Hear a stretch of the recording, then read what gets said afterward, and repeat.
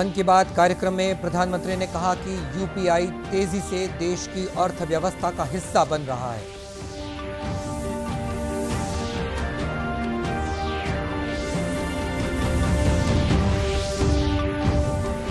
प्रधानमंत्री ने कहा कि पंचायतें भारतीय लोकतंत्र का आधार स्तंभ हैं और इनकी मजबूती में ही नए भारत की समृद्धि निहित है।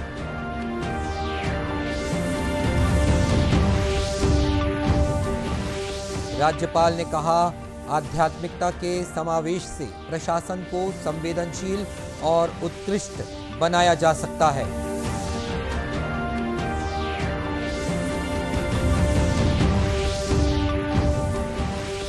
और प्रधानमंत्री मत्स्य संपदा योजना से बिलासपुर जिले के किसानों की आर्थिक स्थिति में हो रहा है सुधार।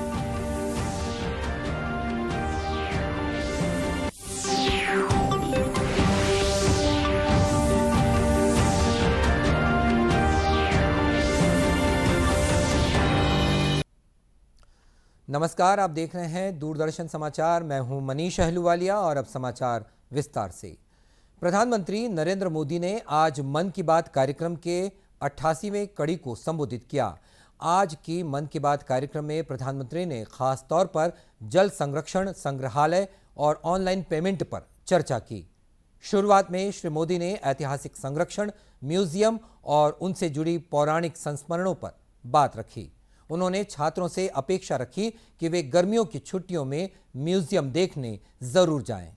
देश के लिए यह गौरव की बात है कि आजादी का अमृत महोत्सव एक जन आंदोलन का रूप ले रहा है। इतिहास को लेकर लोगों की दिलचस्पी काफी बढ़ रही है और ऐसे में पीएम म्यूजियम युवाओं के लिए भी आकर्षण का केंद्र बन रहा है, जो देश की अनमोल विरासत से उन्हें जोड़ रहा है।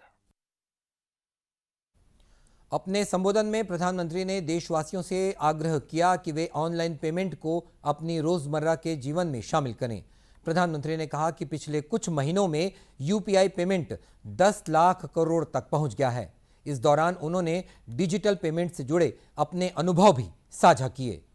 कोई सोच सकता है कि दिल्ली है, मेट्रो सिटी है, वहां ये सब होना आसान है, लेकिन अब ऐसा नहीं है कि यूपीआई का ये प्रसार केवल दिल्ली जैसे बड़े शहरों तक ही सीमित है। एक मैसेज मुझे गाजियाबाद से आनंदिता त्रिपाठी का भी मिला है। आनंदिता पिछले सप्ताह अपने पति के साथ नॉर्थ ईस्ट घूमने गई थी। उन्होंने असम से लेकर मेघालय और अरुणाचल प्रदेश के तवांग तक की अपनी यात्रा का अनुभव मुझे बताया। आपको भी ये जानकर सुखद हैरानी होगी कि कई दिन की इस यात्रा में दूर दराज इलाकों में भी उन्हें कैश निकालने की जरूरत ही नहीं पड़ी।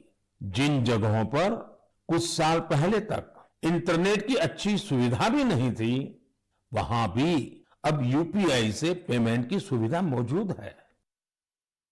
कार्यक्रम में प्रधानमंत्री ने गर्मी के बीच जल संकट वाले क्षेत्र में रहने वाले लोगों के लिए पानी बचाने का संकल्प लेने का लोगों से आग्रह किया।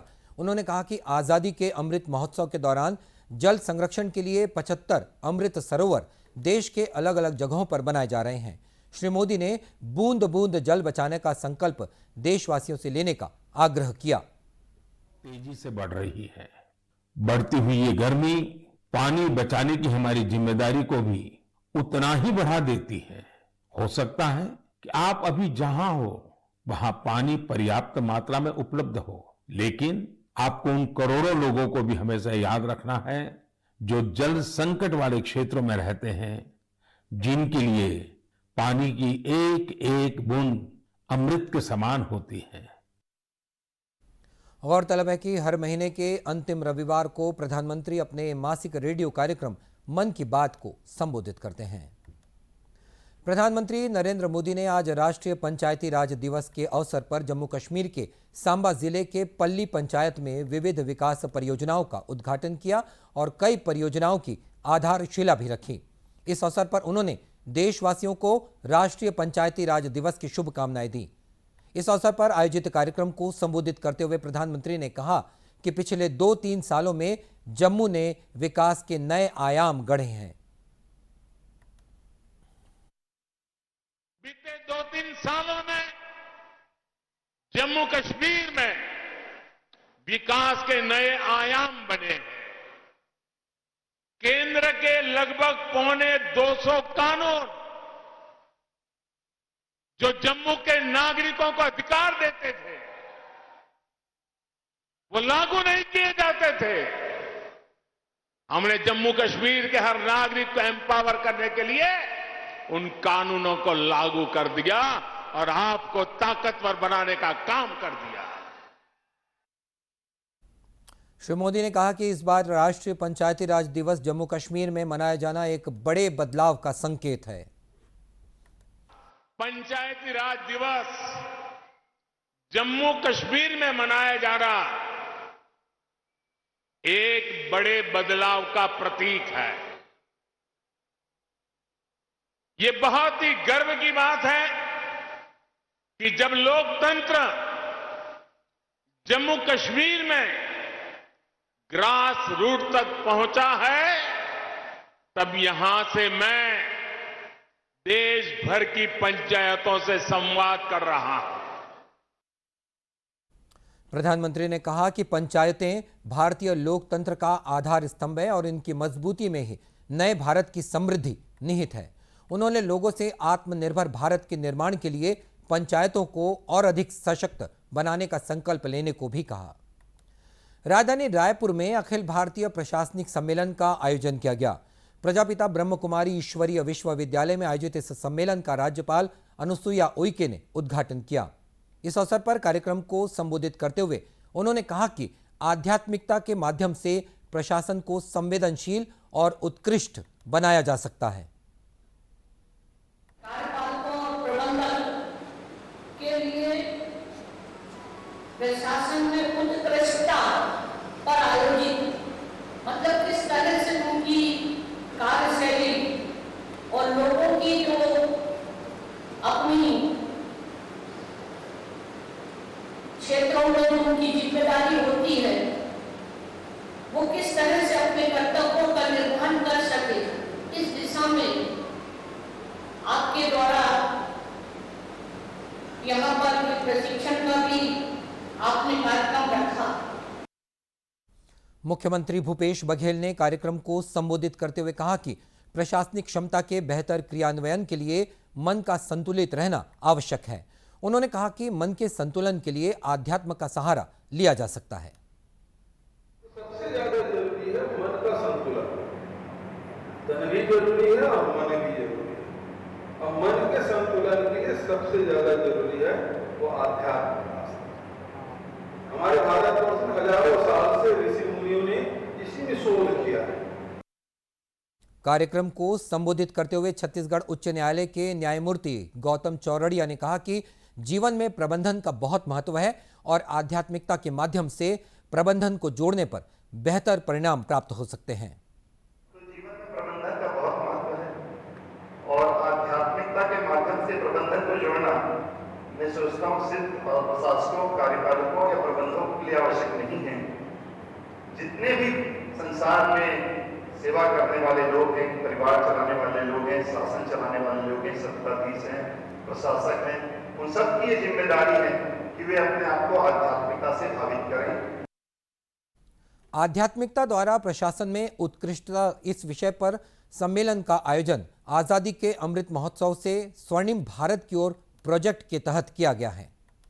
बात कर लेते हैं कोविड की। राष्ट्रव्यापी कोविड टीकाकरण अभियान के तहत देश में अब तक 187 करोड़ 67 लाख से अधिक टीके लगाए जा चुके हैं। केंद्रीय स्वास्थ्य मंत्रालय ने बताया कि कल 19 लाख से अधिक टीके लगाए गए। देश में कल कोरोना संक्रमित 2593 लोगों की पहचान की गई। वहीं देश में स्वस्थ होने की दर 98.75% पहुंच गई है। इधर छत्तीसगढ़ में कोरोना संक्रमण के मामलों में काफी कमी आई है।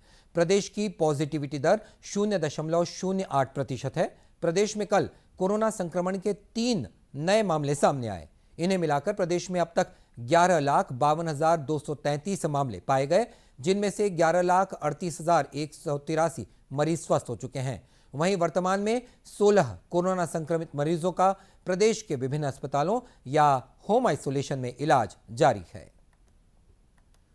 केंद्र सरकार द्वारा देश में कृषि से जुड़े किसानों की आय में वृद्धि करने के लिए कई तरह की योजनाएं संचालित की जाती हैं, जिसके लिए देश के कृषि गतिविधियों से जुड़े किसान, पशुपालकों के साथ साथ अब केंद्र सरकार द्वारा मत्स्य पालन का व्यवसाय करने वाले किसानों को भी आर्थिक सहयोग देने के लिए प्रधानमंत्री मत्स्य संपदा योजना की शुरुआत की गई है।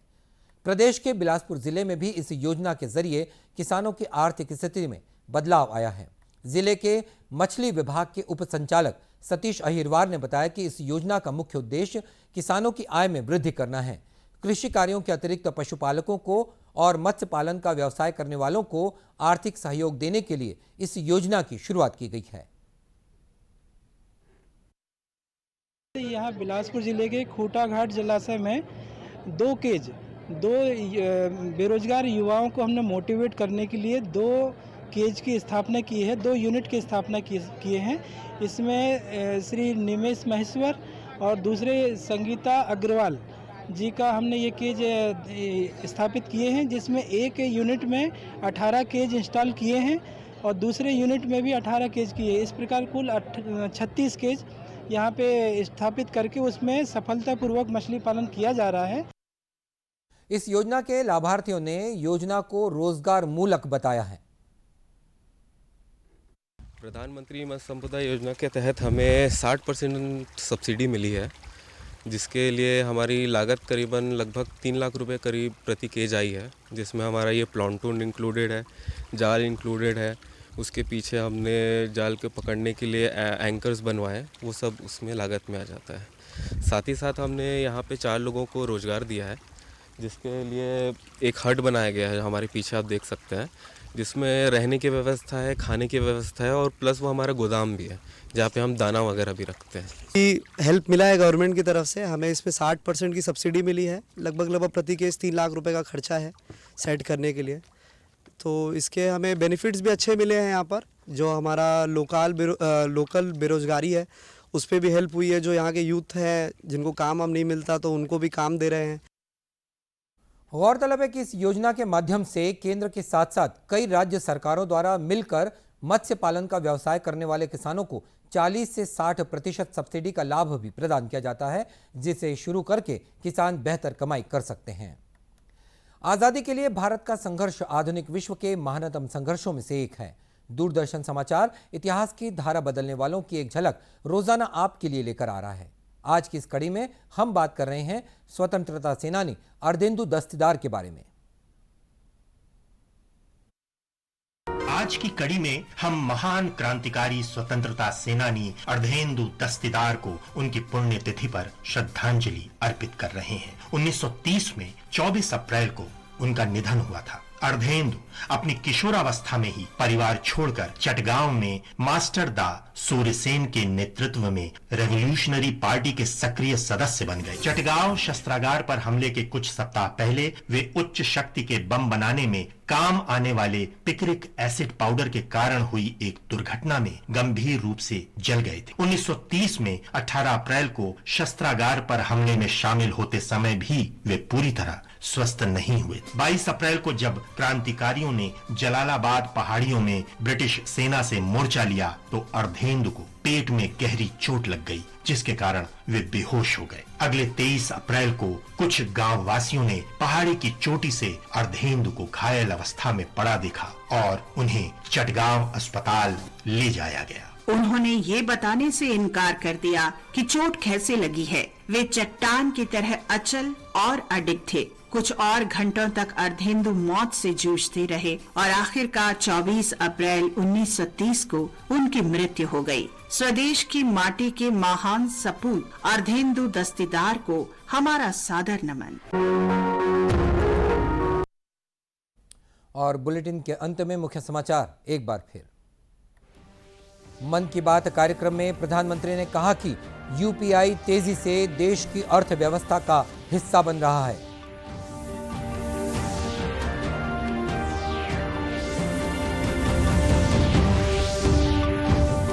प्रधानमंत्री ने कहा कि पंचायतें भारतीय लोकतंत्र का आधार स्तंभ हैं और इनकी मजबूती में ही नए भारत की समृद्धि निहित है।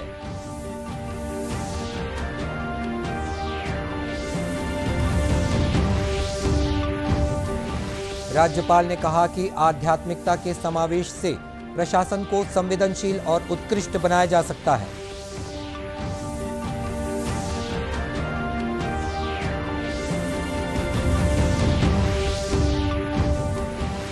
और प्रधानमंत्री मत्स्य संपदा योजना से बिलासपुर जिले के किसानों की आर्थिक स्थिति में हो रहा है सुधार। और इसी के साथ ये समाचार बुलेटिन समाप्त हुआ। नमस्कार।